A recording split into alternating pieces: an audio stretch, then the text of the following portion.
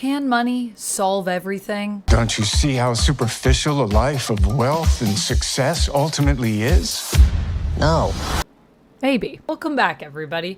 We're here to talk about Good Fortune, which is a movie that I wanted to see when I first saw the trailer in theaters.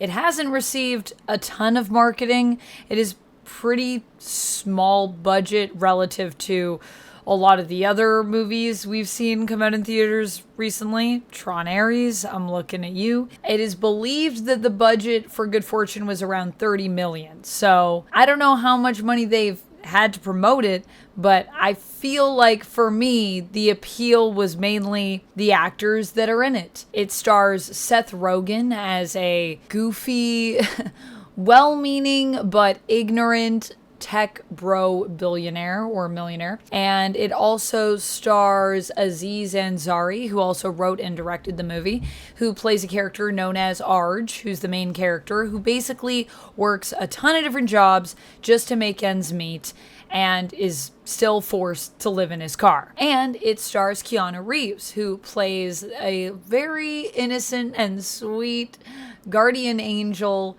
whose main job is primarily focused around texting and driving, and he aspires to actually help people's lives in a more meaningful way, which is why he seeks to guide Arj. What ends up happening when he does this?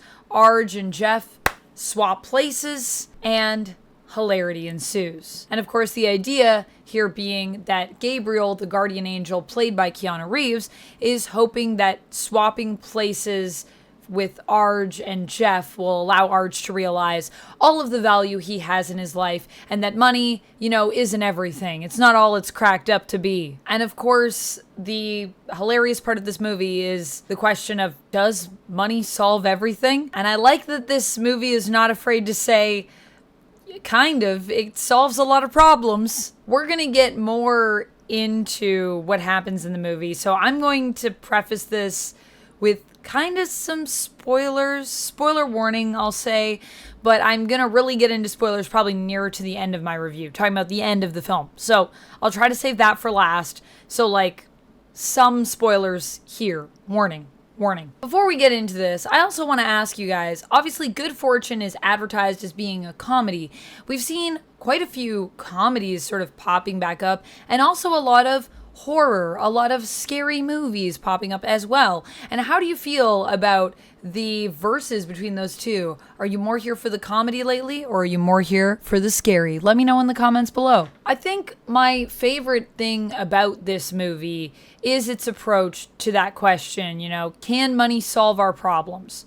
And while we're focusing on a character that doesn't have a lot, doesn't have much, has to live in his car, the character of Arj, we discover that while money isn't everything, and when Arj swaps places with Jeff, there are some problems he encounters. The film is not afraid to say that, in a capitalist society, money does help a lot, and it can solve a lot of issues that most people experience in life. It makes your quality of life better, which makes life less stressful. So you can do a lot more in regards to actually having the time and the means and the resources to enjoy life. You can do things like travel freely. You can take breaks. You can pay bills without it being stressful. So when Arj and Jeff switch, the thing that I love is just that it allows things to be better for Arj, and it doesn't sugarcoat this idea of, there's a lot more to life than money, and what about the little wonders in life? But the cool thing about the film is it does still show us those small joys, and we get to see them through Gabriel, Keanu Reeves' character, who is brilliantly played. I mean, Keanu Reeves he's such a funny guy, and he probably also has the hardest job in this kind of trio of comedians. But when it comes to those little joys, Keanu's character as Gabriel is where a lot of that comes from. And it really does feel real because he is an angel who ends up becoming human and gets to experience what it's like to eat a hamburger for the first time. And it is through his little enjoyments initially, his naive enjoyments of life, that you kind of just feel like, hey, life can be awful, but at the same time, it can also kind of be great because we do get to eat hamburgers and chicken nuggies and tacos, and all of those things are delightful. And even when you struggle in life, sometimes it's the little joys that really make it worth it, which I think is Gabriel's journey into discovering what it is like to be human and why humans fight to survive for the little joys. And because we're seeing it through that character, it feels grounded. It doesn't feel like the movie's trying to make it seem like, Arj is going to go out dancing and it's going to fix all of his problems because he's going to realize, I don't need all this money. I just need to go dancing and eat some tacos and have a good time. So the way that you see it through Gabriel's eyes is what makes it feel real and uplifting and nice. I just love Gabriel as a character. He's such a sweet character.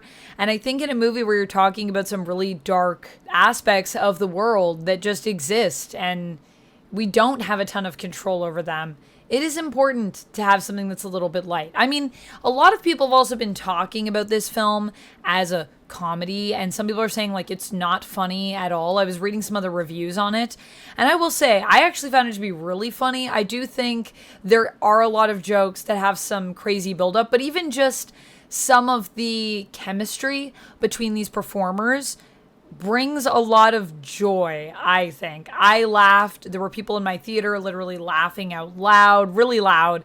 And there were moments when it felt like the whole theater together, we all just kind of laughed and felt a little bit alleviated from some of the stressors in our own lives, kind of getting to laugh at the tragedy of the struggle to be human, especially in a world where the economic divide between people, let's be honest, is only getting bigger and bigger. I think that this film is not just funny, though, when it comes to just observations on life that are true, but it also is funny just in some of the physical comedy that we get to see between these performers. I'm so glad that I got to see this film just for the performers in it, because I feel like everyone's having a good time, and getting to see especially the weird buddy-buddy relationship blossom between Jeff, played by Seth Rogen, and Gabriel, played by Keanu Reeves, a tech bro, billionaire and an angel.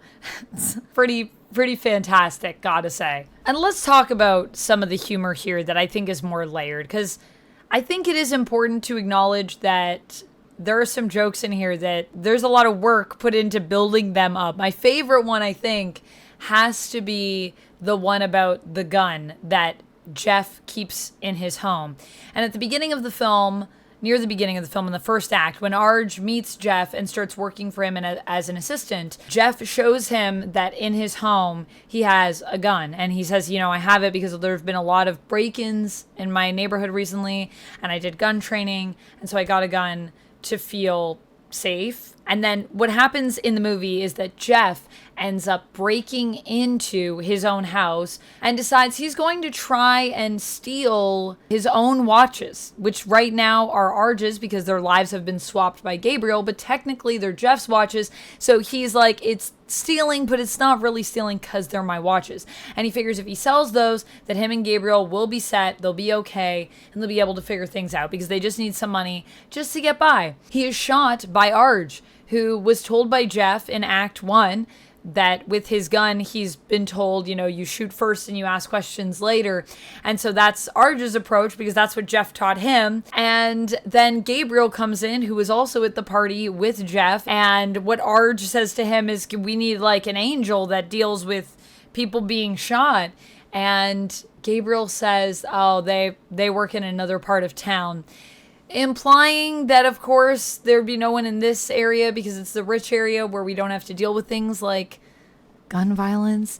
And then the other element of it is that later we see Jeff in the hospital, and Jeff says, I can't believe I was like shot with my own gun. Like, who would have thought that something like that would have happened? The answer that he gets is, well, it's actually pretty surprising statistically. And I like how well that's built up. It's built up for a long time that we just get that one punchline and you're like, wow, wow, they really brought this back around. And I think the satisfying thing for me with the script is there's a lot of elements that are built in the beginning that do come back around, and it does feel satisfying. It does feel like things get resolved. I will say, while I did laugh throughout the film, especially at a lot of Keanu Reeves bits, this is also a film that is sad, I think, and it is emotionally moving. But to say that you can't have a comedy that also makes you cry, I don't know. I've watched a lot of comedies that are like that. I guess it's more of maybe a dramedy is what I would categorize it as.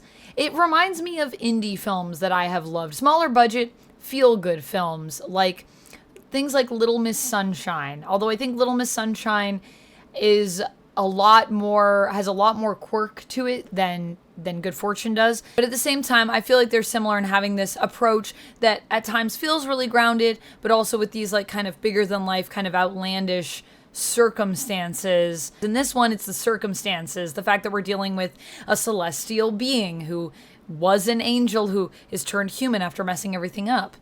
I think that charm of the film for me lies in that. And sure, the shots aren't always the most cinematic that I've seen. Some of them are quite simple. Some of the lighting is quite simple. This was clearly a film that they were able to shoot with a reasonable budget. You can tell from looking at it. But at the same time, I think there is a beauty in the simplicity of this movie because it doesn't need to be complicated. It isn't afraid to say things as they are. However, that also kind of leaves us in a little bit of an ambiguous place, and I think with some character arcs that some people are probably going to feel weird about. I think all the character arcs are pretty well earned throughout the story that we go through with each of these characters, but I will say, does it feel in our world a bit ridiculous for a CEO like Jeff, someone who has all this influence, to go in and demand better conditions and rates for employees simply because he believes it's the right thing to do and because he realizes that there are more of them than there are of the wealthy people in the world and that eventually they will rise up. It's an idea that I think is just hard to sell. I think Seth Rogen as Jeff does a really good job of selling it, to be honest. He has this whole speech at the end, and I think if it was coming from anyone else, it would have been really hard for them to sell us on that speech.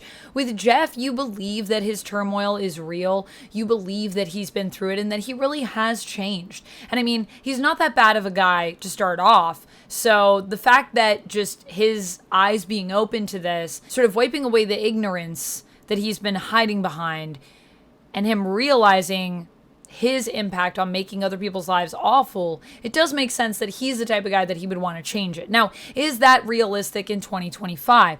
I don't know if it is, but is it better for us to, I think, be hopeful about situations like that than ultimately feel that there can never be any change ever, and no matter what we do, it will have no effect? Yeah, because to live in that other world, it's sad, it's depressing. So I'd like to believe that it's possible. But I do think that part of the joy of life does come from that fight. And knowing that while you might not be able to change it overnight, as the film leaves us with, you can change it over time. You just have to keep going and you can't give up. And it's the little things in life that make it worth living and hopefully help you to keep motivated to keep fighting for the things that you believe in because you believe in them. Well, that might feel kind of like a sad ending to some or something that's disappointing. I still found this to be pretty uplifting. It is true that change doesn't just happen overnight. And I like that the end is a little bit more ambiguous, that it's not like all of these changes immediately happen and everybody's better. I mean, the closest we get to that is with Jeff's character, with Seth Rogen, who comes in and tries to make sweeping changes at his company. But still, with Arj and Elena, they're just going to keep going and keep giving it their best. And it's the fact that we don't really know exactly where the characters end up, but we know that they're going to be okay, that I like. Sometimes that's kind of all you can hope for, and it feels really real, to be honest with you. However, I can't ignore the fact that this film is written, directed, and stars as the lead Aziz Ansari. Now, I personally was a fan of Masters of None, and I remember when everything went down with Aziz back in 2016, 2017, and what happened as a result with his show over on Netflix. So that's a whole thing. I'm not going to get into it, but you can look it up if you want to and kind of read up on it. There are articles. There's an article I read that talks about both of the things that I'm just going to touch on.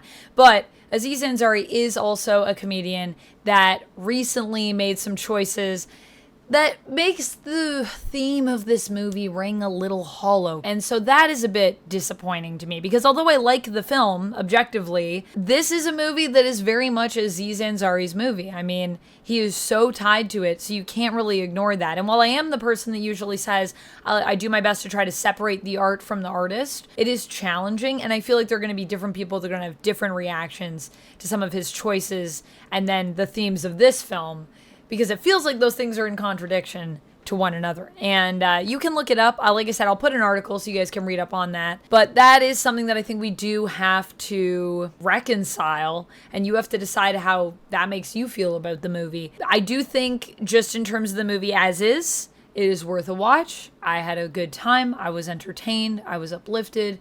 I left the theater feeling a little bit more hopeful about the world, that even though we struggle for reasons, and that it does matter, and that at the end of the day, change can happen. It takes time. And ideally, some CEOs will wake up and smell the coffee. I don't know how realistic that is, but hey, maybe it could happen. I don't know. So that's where I'm at with this. Overall, I think I'd give it a 4 out of 5. I thought it was pretty enjoyable as a film. Without kind of, as long as you can take some of the other stuff and kind of put it to the side, because once you get into the behind the scenes, it gets really messy really quick. But yeah, just objectively, just the film alone, if I'm just looking at that, I'd give it a 4 out of 5. And I'd say it's a fun watch, and it's an interesting watch. Let me know your thoughts on this down in the comments below. Are you here for it? Are you not here for it? Did you even know it was happening? I want to know your thoughts. That's all I have for this one. Thank you so much for watching. I'll see you in the next one. And until then, friends, stay nerdy. Bye. And if you like when I talk about movies, check this out.